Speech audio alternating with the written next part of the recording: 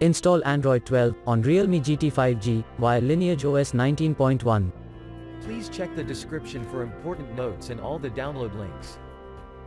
First download ROM and GApps packages, then transfer the downloaded files to the phone storage, link is in the description below. Step 2. Boot your device into TWRP recovery. Once in TWRP, click on Wipe, Advanced Wipe, and select the check boxes, as shown in the image, excluding internal storage. Step 4. Swipe the button to wipe the device. Step 5.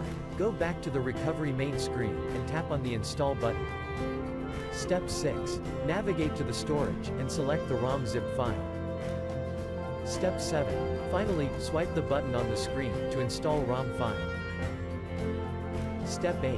Flash the GApps zip package, in the same manner. Step 9. After GApps flashing completes, select Wipe Cache and Dalvik from bottom left side of screen, and swipe to wipe. Step 10. When the flashing process is complete, hit Reboot System. That's it, you have successfully installed the ROM on your device.